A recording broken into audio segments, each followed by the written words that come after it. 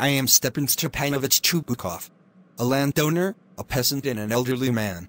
I am Ivan Vasilyevich Lomov. I am Natalia Stepanovna, daughter of Chubukov.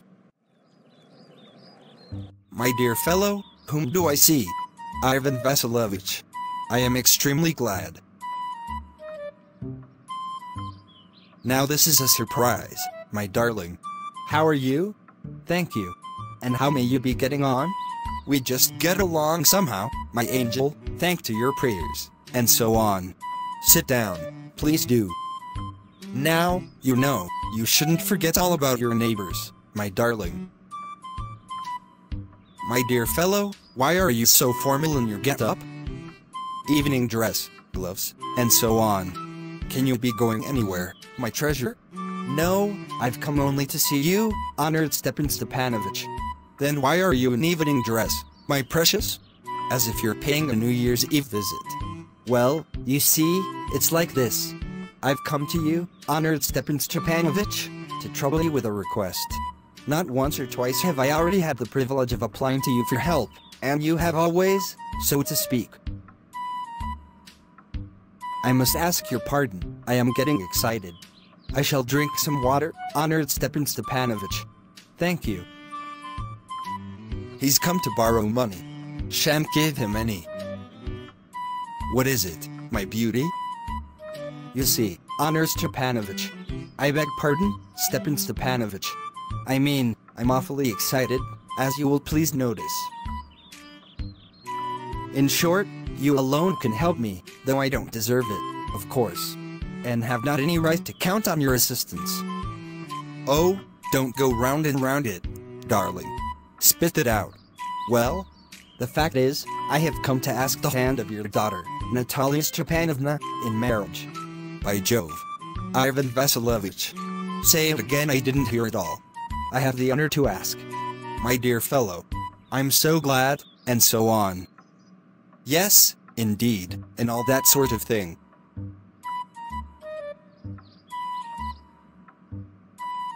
I have been hoping for it for a long time.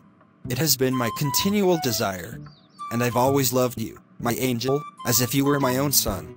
May God give you both his help and his love and so on, and I did so much hope. What am I behaving in this way for? I'm off my balance with joy, absolutely off my balance. Oh, with all my soul. I'll go and call Natasha, and all that. It's awfully cold. Well, there. It's you, and Papa said, go. There's a merchant come for his goods. How do you do, Ivan Vasilyevich? How do you do, honored Natalia Stepanovna? Nothing much. Sit down. You see, honored Natalia Stepanovna. The fact is, I've made up my mind to ask you to hear me out. Of course you'll be surprised and perhaps even angry, but What's the matter? I shall try to be brief. You must know, honored Natalia Stepanovna, that I have longed, since my childhood, in fact, had the privilege of knowing your family. My late aunt and her husband, from whom, as you know, I inherited my land, always had the greatest respect for your father and your late mother. The Lomovs and the Chubukovs have always had the most friendly, and I might almost say the most affectionate, regard for each other. And, as you know, my land is a near neighbor of yours. You will remember that my Oxen Meadows touch your birchwoods. Excuse my interrupting you. You say, my Oxen Meadows. But are they yours? Yes, mine. What are you talking about? Oxen Meadows are ours, not yours. No, mine, honored Natalia Stepanovna. Well, I never knew that before. How do you make that out? How?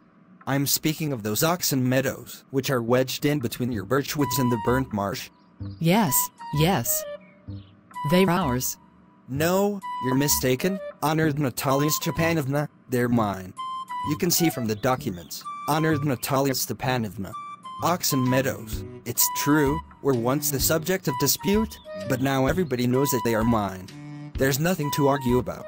You see, my aunt's grandmother gave the free use of these meadows in perpetuity to the peasants of your father's grandfather, in return for which they were to make bricks for her. The peasants belonging to your father's grandfather had the free use of the meadows for 40 years, and had got into the habit of regarding them as their own, when it happened that. No, it isn't at all like that. Both my grandfather and great-grandfather reckoned that their land extended to burnt marsh, which means that Oxen Meadows were ours.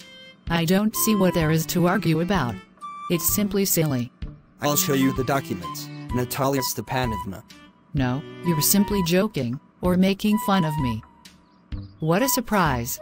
We've had the land for nearly 300 years, and then we're suddenly told that it isn't ours. Ivan Vasilyevich, I can hardly believe my own ears. These meadows aren't worth much to me. They only come to 5 dessiatins, and are worth perhaps 300 rubles, but I can't stand unfairness. Hear me out, I implore you. The peasants of your father's grandfather, as I have already had the honor of explaining to you, used to bake bricks for my aunt's grandmother. Now my aunt's grandmother, wishing to make them a peasant. I can't make head or tail of all this about aunts and grandfathers and grandmothers. The meadows are ours, and that's all. Mine. Ours. You can go on proving it for 2 days on end, you can go and put on 15 dress jackets, but I tell you they're ours, ours, ours. I don't want anything of yours and I don't want to give up anything of mine. So there. Natalia, I don't want the meadows, but I am acting on principle. If you like, I'll make you a present of them. I can make you a present of them myself, because they're mine. Giving me my own land, indeed. No, really, that's not at all neighborly. In my opinion, it's even impudent, if you want to know. Then you make out that I'm a land grabber? Madam, never in my life have I grabbed anybody else's land, and I shan't allow anybody to accuse me of having done so. Oxen Meadows are mine. It's not true, they're ours. Oxen Meadows are mine. You understand? Mine. Ours. Mine. Ours. Mine. What is the matter? Papa, please tell to this gentleman who owns Oxen Meadows. Darling, the meadows are ours. But, please, Stepan Stepanovich, how can they be yours? To be a reasonable man. My aunt's grandmother gave the meadows for the temporary and free use of your grandfather's peasants. The peasants used the land for 40 years and got as accustomed to it as if it was their own, when it happened that. Excuse me, my precious. You forget just this, that the peasants didn't pay your grandmother and all that, because the meadows were in dispute, and so on. And now everybody knows that they're ours. It means that you haven't seen the plan. I'll prove to you that they're mine. You won't prove it, my darling. I shall. Dear one, why yell like that? You won't prove anything just by yelling. I don't want anything of yours, and don't intend to give up what I have. Why should I? And you know, my beloved, that if you propose to go on arguing about it, I'd much sooner give up the meadows to the peasants than to you. There. I don't understand. How have you the right to give away somebody else's property? You may take it that I know whether I have the right or not. Because, young man, I'm not used to being spoken to in that tone of voice, and so on. I, young man, am twice your age, and ask you to speak to me without agitating yourself, and all that. No, you just think I'm a fool and want to have me on. You call my land yours, and then you want me to talk to you calmly and politely. Good neighbors don't behave like that, Stepan Stepanovich. You're not a neighbor, you're a grabber. What's that? What did you say? We'll see. I'll have the matter taken to court, and then I'll show you. To court? You can take it to court, and all that. You can. I know you. You're just on the lookout for a chance to go to court, and all that. You Pettifogger. All your people were like that. All of them. Never mind about my people. The Lomovs have all been honorable people, and not one has ever been tried for embezzlement, like your grandfather. You Lomovs have had lunacy in your family, all of you. All. Your grandfather was a drunkard, and your younger aunt, Nastasia Mihailovna, ran away with an architect, and so on. And your mother was humpbacked. Something pulling in my side. My head. Help. Water. Your father was a guzzling gambler. And there haven't been many backbiters to equal your aunt. You're an intriguer. And it's an open secret that before the last elections you brie. I can see stars.